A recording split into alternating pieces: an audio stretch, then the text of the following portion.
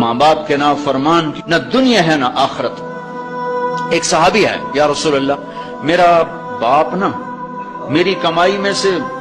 خرچ کرتا، مجھ سے پوچھتا ہی نہیں، اور شرعاً قانوناً اگر میری کمائی میرے باپ کی جو کمائی ہے یا زمین ہے جائیداد ہے اس سے الگ میں نے اپنی محنت سے کوئی کمائی کی ہے، وہ میری ذاتی چیز ہے، قانوناً میرے باپ کو بھی پوچھنا چاہیے کہ بیٹا یہ تمہاری چیز میں لے سکتا ہوں، یہ پیسہ میں استعمال کر سکتا ہوں، قانون یہ ہے۔ تو اس نے قانون کی بات کی کہ میرا باپ میرا مال اٹھا کے خرچ کر دیتا، مجھ سے پوچھتا ہی نہیں۔ آپ نے کہا اس کے باپ کو بلاؤ۔ اس کے باپ کو بلایا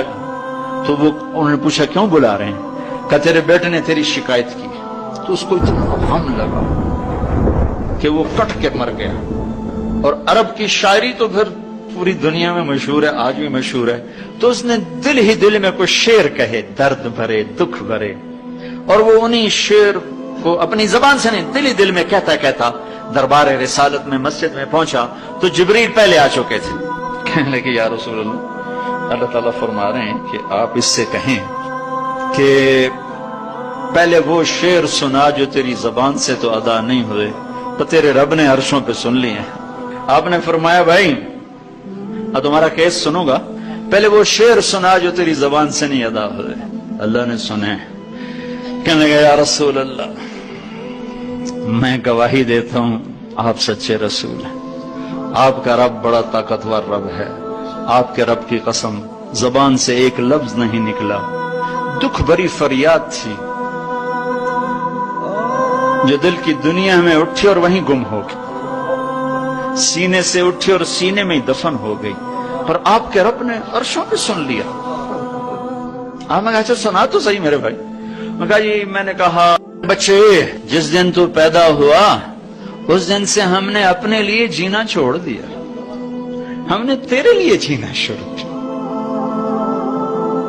گرمی سے لڑے، سردی سے لڑے، موسموں سے لڑے، حالات کے آہنی پنجوں سے رزق نکالا، جبڑوں سے رزق نکالا، جوانی کو قربان کیا، صحت کو قربان کیا، اپنے جذبات کو سلا دیا، تیرے چہرے کی ایک مسکراہٹ دیکھنے کے لیے ساری ساری رات کام کیا، سارا سارا دن کام کیا، کبھی دھوپ میں کبھی سردی میں، کبھی گرمی سے لڑا کبھی سردی سے لڑا، کبھی موسم سے لڑا کبھی بھوک سے لڑا، تجھے کھلایا خود بھوکا رہا، تجھے پلایا خود پیاسا رہا، تجھے چھاؤں میں لٹایا خود دھوپ میں بیٹھا، تجھے سکھ پہنچایا خود دکھ جھیلا، میری تو زندگی پھر تیرے لیے ہوگی، میں نے اپنے لیے جینا چھوڑ دیا۔ جب کبھی تو بیمار ہوا تو ساری رات میں اور تیری ماں تیرے سرانے بیٹھ کے دھڑ دھڑ دل دھڑک رہے ہوتے تھے، کہیں مر نہ جائے، کچھ ہو نہ جائے۔ ہسپتال پہنچیں، ڈاکٹر کو بلاؤ، ٹیکسی بلاؤ، گاڑی بلاؤ، رکشہ بلاؤ، جلدی سے ہسپتال پہنچاؤ۔ اسی خوفناک خیالات میں ہم روتے تھے، پگھلتے تھے، ٹوٹتے تھے، بکھرتے گئے چلے گئے خشک پتے کی طرح، اور تیرے چہرے کی ایک مسکراہٹ کے لیے ساری مسکراہٹیں بھول گئے، تجھے صحت مند دیکھنے کے لیے اپنی صحت کے سودے کر دیے۔ اور اس طرح ایک دن نہیں گزرا، یہ شب و روز گزرے، دن اور رات گزرے، لیل و نہار گزرے، بہار و خزاں گزری، رت بدلی، موسم بدلے، بادل اندھیری، بارش آئے اور گئے، یہاں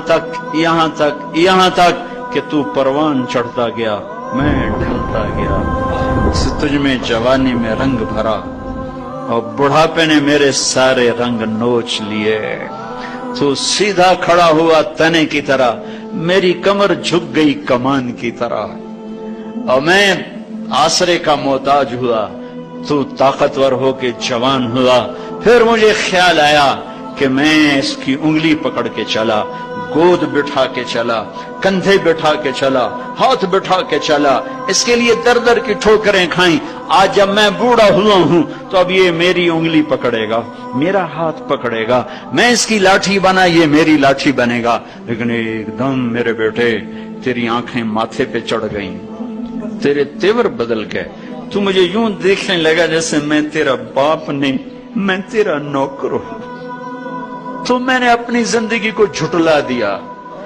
اور میں نے کہا میں خواب دیکھ رہا تھا کہ میں باپ ہوں، نہیں میں باپ نہیں، میں نوکر ہی ہوں۔ میں پڑوسی ہوں تو اچھا میرے دوست، اگر میں پڑوسی ہوں تو پڑوسی کو بھی تو لوگ پوچھ ہی لیتے ہیں، کبھی مجھے پوچھ ہی لیتا کہ بھائی کسی چیز کی ضرورت تو نہیں، کچھ چاہیے تو نہیں۔ یہ اتنے درد بھرے اشعار ہیں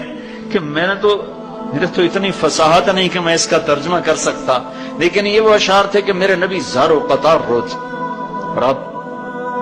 ٹوٹ پڑے اور آپ کی داڑھی آنسوں سے تر ہو گئی اور آپ نے اس کو گریبان سے پکڑا اور یوں جھٹکا دے کر اٹھ جا، دفع ہو جا، انت ومالک لابیک، تو باپ کے خلاف مقدمے کرتا ہے، نکل جا، تو اور تیرا سب کچھ تیرے باپ کا ہے۔ یہ صرف روز شب قدر سے متعلق نہیں ہے کہ ماں باپ کا نافرمان ہے تو اس کی شب قدر برباد ہو گئی، ماں باپ کا نافرمان ہے تو سب کچھ برباد ہو گیا۔